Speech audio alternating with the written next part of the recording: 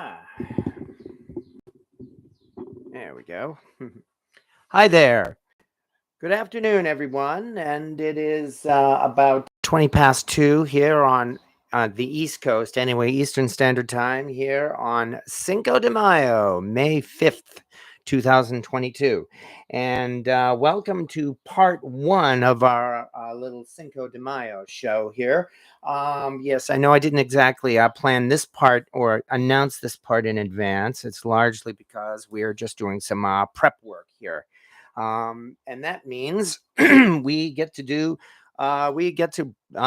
play with a whole bunch of lard this afternoon. Isn't that exciting? What we're looking at here is a large cast iron pot. This is quite frankly an 8 liter South African poiki.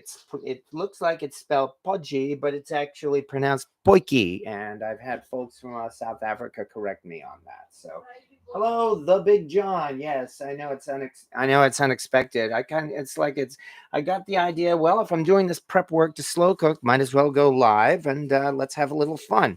Also, yeah. Hello, Jamie says hi as well. So, so. And anyway, this is I shouldn't say it's the boring part, but it's the part that's going to take a long time.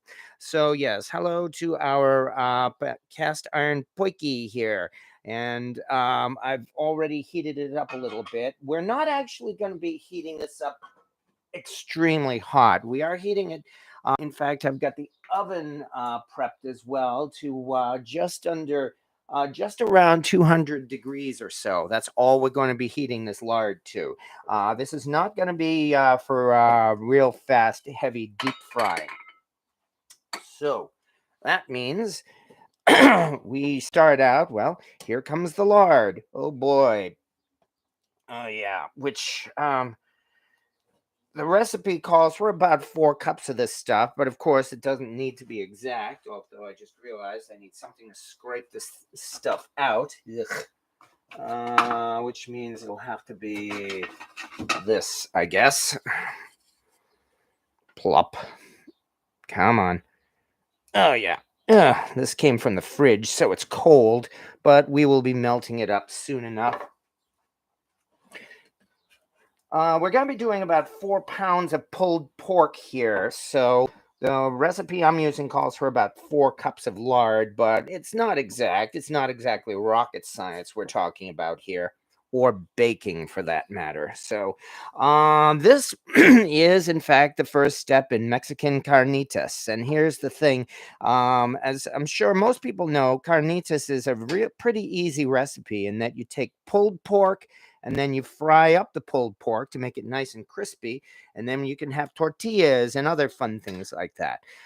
Pulled pork, of course, is generally prepared with a very simple method. You know, you pretty much throw a big pork shoulder into a cast iron pot and slow cook it for several hours, and until it's at the point where it falls apart. Well, we're using the traditional method for making Mexican carnitas, which does, in fact, slow cook the pork, but it does it a little bit differently. Instead of just simply throwing it in a pot with a little bit of braising liquid, what we're actually going to be doing is slow cooking it in lard.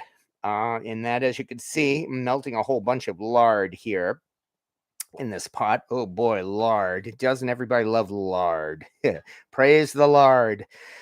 And the idea is, as I said, we're not going to be bringing this thing to a really rapid boil of the usual 350 degrees or anything like that. We're only going to be heating this up to maybe just under boiling. So, it's going to be slow cooking.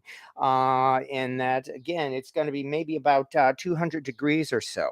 In fact, once this is all prepped and everything like this, I'm going to put this in the oven, and I have the oven set to just about 200 degrees to make some nice and easy temperature control.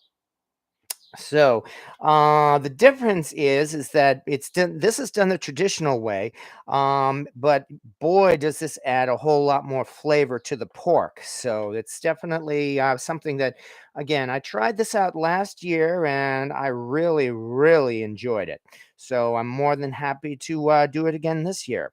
It's a method that A lot of people don't do it this way for the simple reason is that you got to get yourself a whole bunch of lard, and that's well, while it's not hard to do so, I mean, there's always the question of storing all that lard.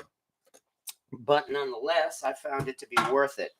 Um, another cooking channel that you probably have heard of, the Backwoods Gourmet. He did the same thing here. He slow cooked it in some pork and lard last year, and he really liked the results too. So this is one of those things that if you want to give it a try, I certainly do recommend it. And while this lard is melting, let me quickly get over here. There we go. We got a bit of a view of both. Do a little bit of prep work here. This is one reason why I wanted to do this separately, because this is the boring stuff, where got to chop up an onion carefully, that is. Yeah, I'm in no mood to go to the emergency room or get stitches or anything like that. But then again, who is? And yeah, actually, that's one of the things I've seen as well. One of the dumbest phrases that everybody is guilty of, including me, is the one that goes, "I'm not in the mood." I mean, how often are you in the mood for these things? I'm not in the mood to chop off my finger. Tell me, when are you ever in the mood for that? I mean, it's the same thing. I'm not in the mood to get a ticket here. I'm not in the mood to get in an accident or anything like that. Yeah, yeah. Oh, yeah. I can imagine the day when that actually happens. It's like a guy going down the highway at about 100 miles an hour gets pulled over by the ticket.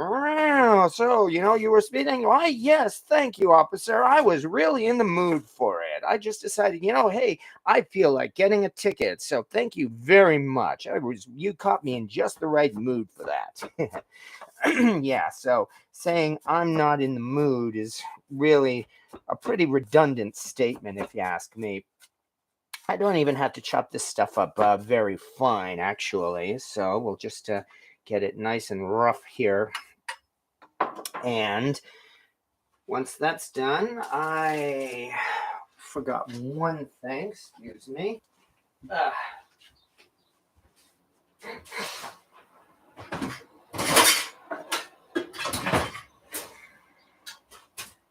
Here it is. Little scraper here. We'll just get all this right in the pot. Nice and fast and rough and simple. I'm a fan of simple cooking, but I think you know that already. So, and then once we do that, we'll get to start chopping up at something else, namely a whole bunch of pork. In this case, I actually have a half pork loin roast. So we're talking just under 4 pounds of pork loin here. Yeah, I know usually when you're doing pulled pork, you bring out a pork shoulder. Yes, I mean, I don't deny that, but I happen to have this thing on me. And so naturally, that means it should be used. And so as a result, this pulled pork is going to be done with loin rather than shoulder. I actually did go and look on Google to see what it's like to make a pulled pork with a pork loin instead, and I got some pretty positive results from that. Some people in some cooking blogs have all said that if you do it this way, the results will be fantastic because pork loin is less lean, more lean and less fatty than what you get from a typical pork shoulder. And considering that we're going to be slow cooking this thing in lard, then using lean meat is certainly not going to be any problem at all. So I don't want to go too fast. But on the other hand, the nice thing as well is that this is a boneless pork loin. So this should not take long at all. As I said, the biggest risk, of course, is just my being too clumsy and cutting myself. So I just have to take my time and don't rush. And be careful, as always. That's always the thing. Safety first. So let's get up. I have trouble. As soon as I bring out any kind of raw meat, trouble starts crawling up my leg. I wonder why. So, yeah. I'm really hey, careful. I think even you can see his paws here. He's trying to get at this. So, but especially with my slinging a knife around like this, I've really got to be careful. I don't want to hurt him. He doesn't know what it's like, and hopefully he never will. Nice and careful there. Nice thing is, though, I don't even have to, have to cut these things into small pieces. Just large chunks like this is all we need, because we will then be able to just shred it when it's all done. So this should not take long at all. Plop. And yeah, as you can see, I mean, again, if if someone like me can do this and actually make it a success, then you can certainly do it. This is really, as I said, this is really very easy. It's a type of project that you probably would like to do with your family, because it's interesting. It makes memories and other fun things like that. And the end result, of course, is going to be wonderful. So, also gives me an excuse to use this pork loin, which is also a good thing. And yeah, it does look like the lard has, well, no, it hasn't. I mean, it is still melting, but it's going to be slow cooking for the next few hours here. Yeah, that's the other thing about this.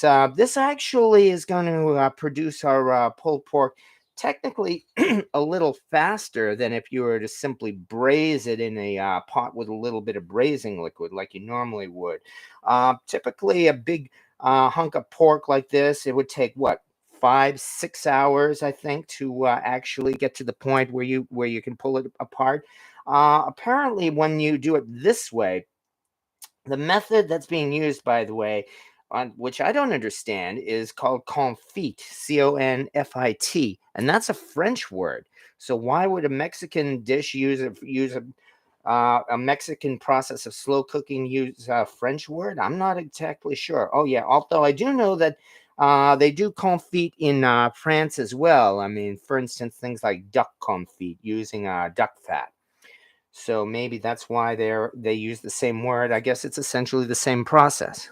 But I'm getting ahead of myself here, or getting off track, rather. I had said that your typical pulled pork, it could take like what, about 5 or 6 hours or so till it reaches the point where you can just shred it. By doing it this way, this actually cooks it a little faster. Technically, by simmering this in the lard at about 200 to 210 degrees or so, they say it can be done in about maybe 2 to 3 hours. Um, in that case, I will probably actually turn off the oven a little bit at some point so that it doesn't get overdone, if that's even possible. I mean, since we've got temperature control, it's not going to go above 210 degrees. So that's not a bad thing either. And I'm not sure what else I could say. As I said, I mean, even though I'm an amateur, years ago I learned about using the pinch method for holding a knife, which again I actually found to be probably more convenient than the typical method of holding a knife with the finger pointing thing like that. So that's why I do prefer using my knife like this.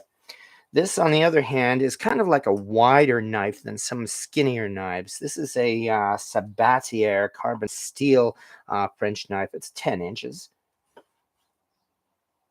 There we go. We are starting to get down to it already. Maybe if I do it this way. There we go. And oh, hello, Dr. M as well. And Henry Longshanks and Pat Z and Shadow Walker XM. Well, yes, I know, pleasant surprise, and thank you for saying that. As I said, I did not exactly plan to do this in advance either. I mean, I realized I had to do the prep work in advance because, again, we're going to be slow cooking this all afternoon. But I just got the idea, hey, let's just turn on the live and, share this wonderful experience with everyone. You get to see me butcher a whole bunch of raw meat and play around with a whole bunch of lard. Boy, isn't that exciting? Well, I guess it's exciting enough that the folks are staying, so thank you very much for that. Also, don't mind my voice. I'm still getting over that nasty cold that I've had. Definitely a cold, not COVID. Um, Almost done at this point. There's really not much more to do here. All we're going to have to do at this point is add a few spices to the pot, and we will be able to just put this in the oven and let it slow cook. So that wasn't too difficult, thank goodness. Nice and careful. Also, it's a good thing to have a sharp knife. I have got to bring some of my knives and have them sharpened. I've been making attempts to sharpen them, and it just does not turn out right. But there we go. Off to a start. I know, troubled's all soaking. It's like, sulking, rather. How come you didn't give me any of that? Well, don't worry. I'll have to give him some treats or something. So, okay. Let me stir this around a little bit. And then all we have to do is throw in a few extra spices. So far, all I've done is chop up an onion and throw that in with this. But the recipe for Mexican confit for carnitas includes a few other odds and ends here. It includes smashed garlic cloves, and I'm embarrassed. I'm actually out of garlic at the moment. And since I'm on something of a tight schedule, I did not have time to run to the store and pick up some garlic cloves. So I will have to fake it with a little bit of garlic powder. And then from there, we throw in a couple of bay leaves.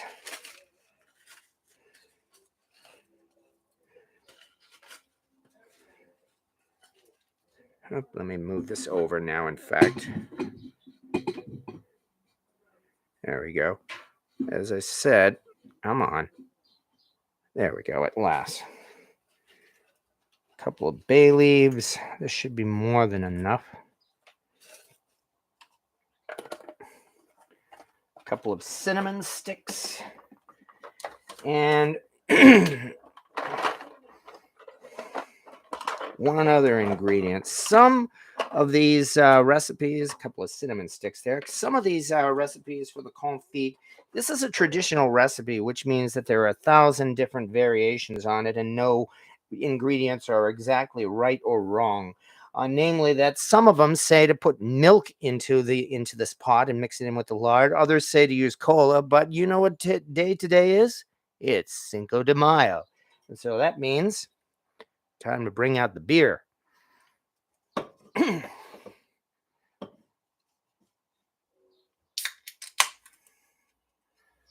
Glug, glug, glug, glug, glug, glug, glug. Of course, it's got to be Corona because, again, we're talking Mexico here. All right. There was a joke a couple of years ago about when the coronavirus hit, the president was going to rename this to Freedom Beer. Yuck, yuck, yuck. Isn't that funny? Also, however, since we are using beer in our recipe, that's the other thing. Another traditional ingredient to use with this is orange slices. But because we're using beer, I'm thinking some lime, or at least some lime juice, would probably mix in better with that. So just throw in a little bit of that, and that should be enough. Slow cooking, especially pork, is one of the easiest things in the world to do. You can throw just about anything into the pot with this, and it will work. As I'm sure folks know, all they have to do maybe is just dump a bottle of barbecue sauce onto it. It'll work. Use a rub. It'll work. Maybe nothing more than salt, pepper, and garlic. It'll work. And here again, we've got onions. We've got that beer, some lime juice, bay leaves, a little garlic powder, and cinnamon sticks. Because after this, anyway, the lard has melted nicely. There we go. After this, all we have to do is bring it to the right temperature, and let it slow cook. And tonight at 8 p.m. we will go live, and we will do part 2 of this. Are you working from home today? As a matter of fact, yes, I am. I kind of yeah.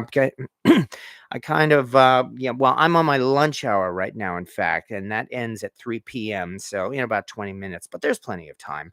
So yes, actually, I got an excuse to work at home today, especially so that I could do this prep work. So then this means we will have some nice slow cooked pork tonight. Yeah. Hi from England, says Ged Huffadine, if I'm saying this right. I'm veggie, but I like to learn about cast iron cooking methods. Well, yeah, I admit, this is about as far from vegetarian as we can get. I mean, we're talking like pork slow cooked in lard. So, yeah. So not only are we offending vegans, we're offending at least 2 major religions, but I won't get into that. I got my mom a nice Lodge cast iron buffalo nickel skillet. Oh, good. I'm glad to hear they're still selling that too. Um, Lodge has also just released an American flag skillet, and I believe they still have the Rosie the Riveter skillet available as well. So, um, and I'm not interested in that. Why do I suddenly? There we go. You should do a drunk stream tonight. No, I don't feel like cooking drunk. Thank you. There's too much chance of hurting myself.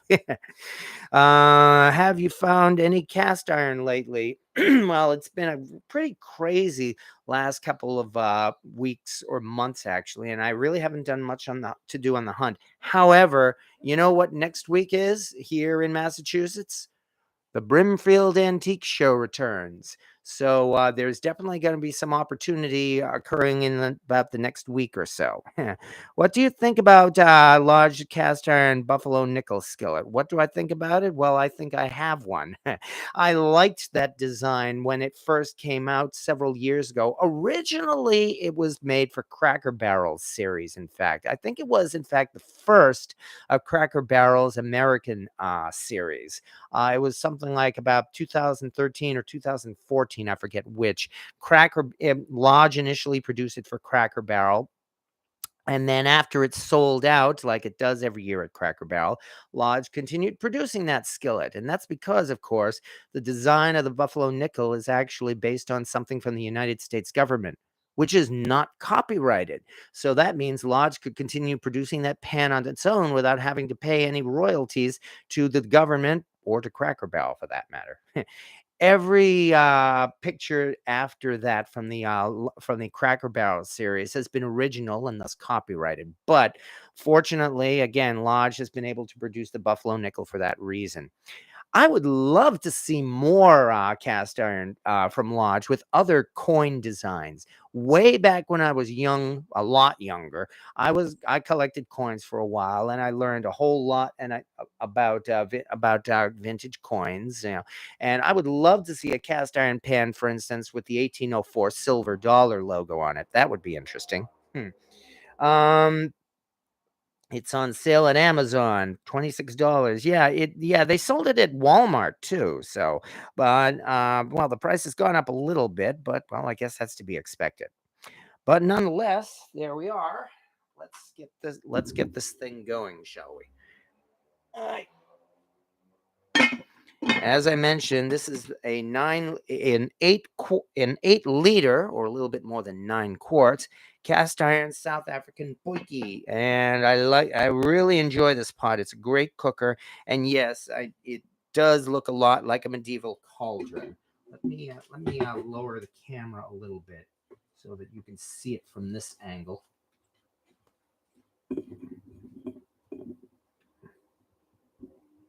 And then from here, we are going to have to get this thing into the oven.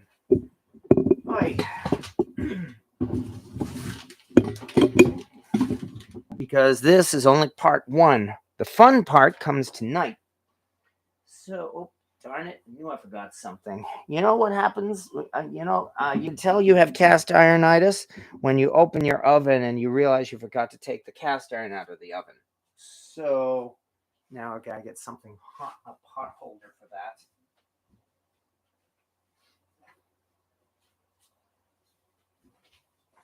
because I've got to take out, not only do I have to take out this large press, this cast iron press, but I also have to carefully take out the Solid Technics skillet, the one that I made that pizza in last weekend. Forgot to take it out. My bad. Now I'm gonna have to do this. Put this carefully. Damn thing's hot too. Over here. There we go. Finally, into the oven. Yeah, I've let out a lot of the heat, but fortunately, again, this is all gonna slow cook, so it's gonna heat back up to the right temperature. Oh boy. 4 pounds of pork, all that lard, and the pot itself. There we go. All right. Phew. Well, that was fun. Let me get this over here so it can cool off. There we go. And that way, I guess, give you folks a view of the cast iron on the stovetop. So yeah, like I said, this is the Solid Technics big skillet. I'd mentioned that in the video I did of the pizza. I received this as a Christmas present in was it 2015, I believe. So, and as it turned out, only a couple of years after that, Solid Technics discontinued their cast iron production. So that definitely means this is something of a one-of-a-kind pan that, yeah, I'm very proud of. It's got a wonderful look to it, and of course, it's a great cooker. Over in the back, I won't keep you much longer, but over in the back here is the, I've shown this one off before a few times, the BSR, I call this one Lightning, the handwritten number 7 here, with a couple of flaws here, casting flaws. Those are not cracks. They're just casting flaws. Over there is a BSR lid, and again, that is the large cast iron press. Still, there we go. Oh, what temperature? I have the oven only set to just over 200 degrees. As I said, we're going to be slow cooking this, and that's the way this recipe is supposed to go. You don't bring this thing up to your usual deep frying temperature. We're only just going to simmer this at just below boiling, just below 212 degrees. Careful, trouble. All right, hold on. I guess one last look before we go. Hi, trouble. Bye, trouble. So anyway, yes, this is going to simmer for about in the oven at just under 200 degrees for probably like the next 3 or 4 hours or so. And that's why I had to do this now. But fortunately, that means it will be almost 7 p.m. or so when it will be ready. So there will definitely be plenty of time. And that means I'll be able to see everybody at 8 o'clock tonight, Eastern Standard Time. So anyway, I hope I didn't bore you folks too much. I mean, we got to play with a lot of lard, got to see a little bit more cast iron, and I got to show you how terrible my meat carving skills are. Having said that, though, I think it is time because I've got to get back to work in about 10 minutes or so. But this was a nice distraction and kept me as well from gorging during lunch. So thank you so much, everybody. Thank you for showing up, and we will see you tonight at 8 p.m. Eastern Standard Time. Have a good afternoon, folks, and happy Cinco de Mayo. I'll be talking a little bit more about Cinco de Mayo tonight as well, because there are some politics that really should not be politics. I'll see you later. Does this method at 200 mean you only do it once? Well, it's part 1. What this does is we bring this to after slow cooking it. We slow cook it to the point where you're ready to pull it apart, and then you could just simply eat it as pulled pork. But then comes part 2 when we're going to take that pulled pork and fry it up, make it nice and crispy, and serve it in tortillas. And that is, of course, carnitas. And we'll be seeing more of that tonight. I hope to see you there, folks. Have a nice day.